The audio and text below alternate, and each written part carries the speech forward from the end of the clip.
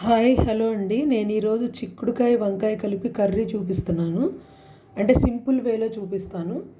First బాండీ పెట్టుకుని stove వెలిగించుకుని నూనె కొంచెం ఎక్కువే పడుతుందండి. చిక్కుడుకాయ వంకాయ కలిపి ఒక పావు కేజీ ఉంటాయి. పావు కేజీతో చేస్తున్నాను. రెండు కలిపి పావు కేజీ. చిక్కుడుకాయ చిన్న ముక్కలుగా చేసుకుని వంకాయ తరిగి నీళ్ళల్లో తరుక్కోవాలి. కండ్రెక్కకుండా ఉంటుంది. కొంచెం ఉప్పు వేసుకుంటే చేదు రాకుండా ఉంటుంది.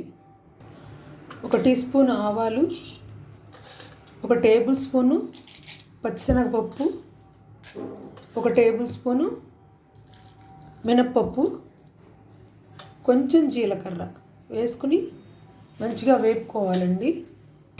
పోపు వేగిన తర్వాత ఎండుమిర్చి తుంపు, తర్వాత మళ్ళీ కారం వేసుకుంటాము. కరివేపాకు వేయాలి. ఇది వేగిన తర్వాత మనం తరిగి పెట్టుకున్న వంకాయ చిక్కుడుకాయ ముక్కలు వేసేయాలండి.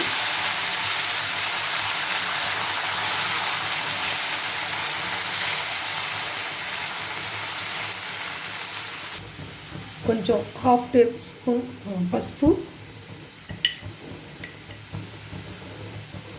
తగినంత సాల్ట్, మళ్ళీ ఒకసారి మొత్తం కూర అంతా కలిపి సిమ్లోనే ఉడికించుకోవాలండి. పైన వాటర్ మూత పెడితే ముక్క మెత్తపడకుండా విడివిడిగా కనిపిస్తుంది. మధ్య మధ్యలో మనం కలుపుతూ ఉండాలి.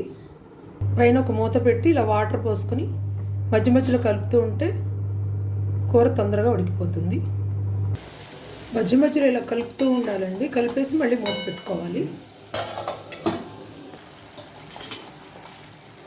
ముక్క ఈ మాత్రం మెత్తబడిన తర్వాత మూత మీద నీళ్లు తీసేసి మళ్ళీ మూత పెట్టుకోవాలి.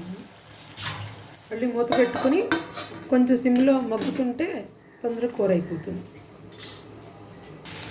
కూర మంచిగా ఉడికిపోయిందండి. ముక్క కనిపిస్తుంది విడివిడిగా. కొంచెం తగినంత కారం వేసుకుని మళ్ళీ ఒక 20 సెకండ్స్ అలా ఉంచేసి తీసేయచ్చండి కూరని. వంకాయ చిక్కుడుకాయ కూర రెడీ అయిపోయిందండి. కొంతమంది ఇంట్లో తింటాము, కొంతమంది చేస్తుంటారు ఫంక్షన్స్లో. నూనె బాగా కనపడుతుంది కానీ ముక్క అసలు ఉడకదండి, అసలు టేస్ట్ ఉండదు. కొన్ని కూరలకి నూనె మంచిగా వేస్తేనే బాగుంటుంది. థ్యాంక్ యూ అండి.